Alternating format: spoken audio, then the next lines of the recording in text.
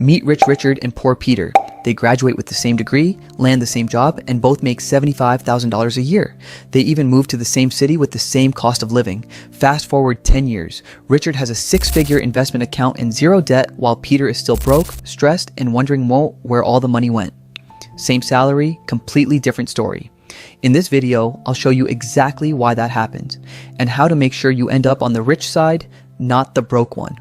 My name is Ivan, and I help people understand the psychology and mechanics behind building real wealth. If you're tired of wondering why your bank account never seems to grow despite making decent money, make sure to subscribe to the channel and hit that like button if this video helps you figure out where you've been going wrong.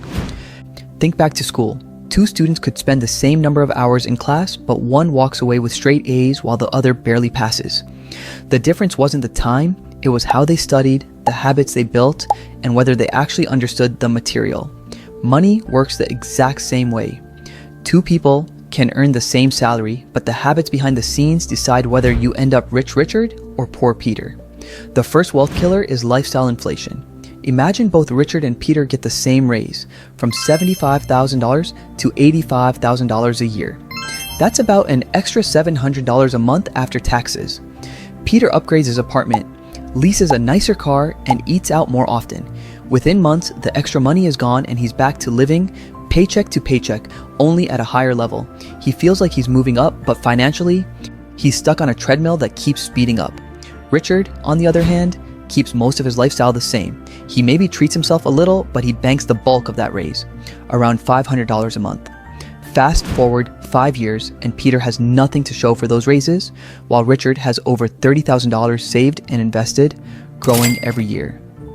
The lesson here is simple. Don't let your lifestyle expand as fast as your income. Lock in part of every raise before you upgrade anything. That single choice is the difference between pretending to look rich and actually becoming rich. The second trap that keeps people broke is debt. And I don't just mean credit cards. I'm talking about car loans, student loans, personal loans, the entire debt lifestyle. Take Richard and Peter again. Both make $75,000 a year.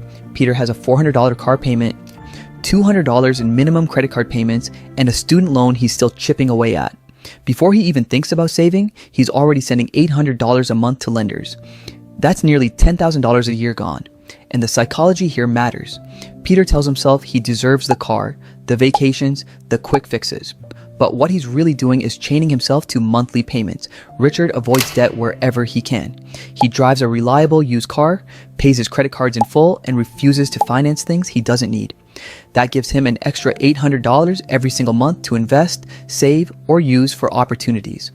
Over 10 years, that's not just $100,000 saved, it's money compounding into hundreds of thousands more. The takeaway is simple. Treat high-interest debt like an emergency.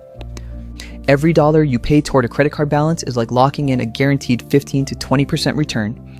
Get rid of the debt and you'll free up the cash flow you need to actually build wealth. And even if you manage to avoid debt, you can still sabotage yourself in a quieter way, by not even realizing where your money is going. The third mistake that keeps people broke is simply not knowing where their money goes. Most people can tell you their salary and their rent, but everything in between is just a blur of swipes and auto payments. Take Peter. He grabs a $5 coffee on the way to work, spends $15 on lunch, clicks buy now on Amazon for another $30, and goes out to dinner for $50.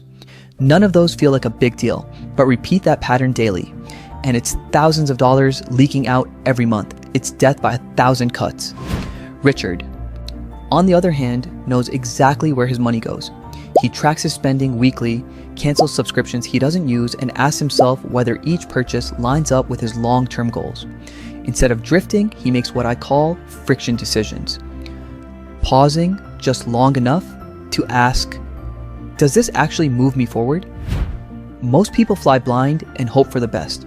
The ones who build wealth stay conscious of every dollar, and that awareness alone frees up hundreds, even thousands, each month to save and invest. And that's where the game really changes. Once you've stopped the leaks, the next step is to put your money to work, because time can either be your greatest ally or your biggest enemy. One of the biggest advantages wealthy people understand is what I call time arbitrage. Money today is worth far more than money tomorrow. Not because of inflation, but because of compounding. Let's put Richard and Peter side by side again. At 25, Richard decides to invest just $3,000 a year That's $250 a month yearly for 10 years.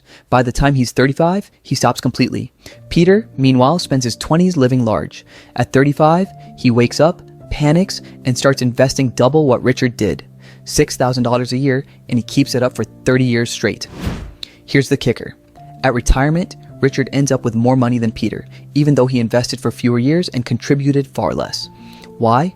Because Richard gave compounding an extra decade to do the heavy lifting. The lesson is simple: small amounts invested early beat larger amounts invested later. If you're waiting until you make more money to start, you're already falling behind. But here's the catch. Knowing compounding works isn't enough. You have to make sure the money actually gets invested before you spend it. That's where paying yourself first comes in. Most people handle their paycheck backwards. They pay the bills, buy what they want, and then try to save whatever scraps are left. Spoiler, there's usually nothing left. Richard flips that script. The moment money hits his account, he moves a set percentage, say 20%, straight into savings and investments. And Peter, on the other hand, waits until the end of the month to see what's left, and it's almost always close to zero. The difference is huge. If both make $5,000 after taxes, Richard auto-transfers $1,000 to his future the moment payday hits. He learns to live on $4,000. Peter starts with the full $5,000 and by the time the month ends, he's down to a couple $100 at best. By paying himself first, Richard doesn't rely on willpower. The decision is automated. Peter, meanwhile, fights a losing battle every month, telling himself he'll save next time. Over 10 years, that single habit decides whether you have tens of thousands compounding for you or nothing at all. And once you've built the habit of saving automatically, the real test begins. What you do with the money you keep. This is where the rich and the broke split paths for good. A simple rule: assets put money in your pocket, liabilities take money out. Richard gets this. When he needs a car, he buys a reliable used one in cash and invests the $600 a month he would have spent on payments. Over 7 years, that decision alone grows into more than $60,000 in investments. Peter does the opposite. He finances a brand new car for $40,000, makes the monthly payments, watches it lose value every day, and ends up with a depreciating asset worth a fraction of what he paid. Same need, totally different outcomes. The same pattern repeats everywhere. The big TV, the expensive vacations, the gadgets. Richard asks, will this grow my wealth or drain it? Peter never asks that question. Over time, Richard's money builds a feedback loop. Assets create more income, which buys more assets. Peter's money flows the other way. Liabilities create more payments, which eat more income. It's not about deprivation, it's about being intentional. Buy the things you need, enjoy life, but make sure you're stacking assets faster than you're stacking liabilities. That's the mindset shift that separates wealth builders from wealth wasters. Now, let's put this all together. Richard and Peter start with the same salary, but their choices pull them in opposite directions.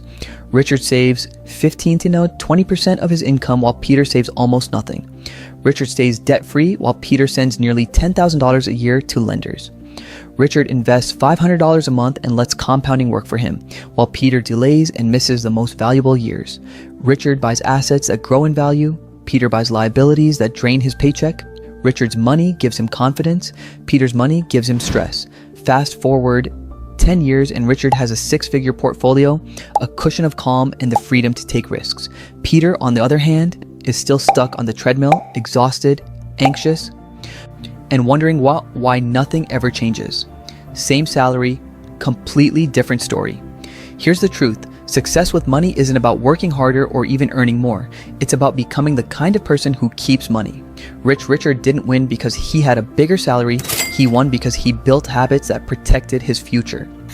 Poor Peter stayed stuck because he let lifestyle inflation, debt, and unconscious spending eat him alive.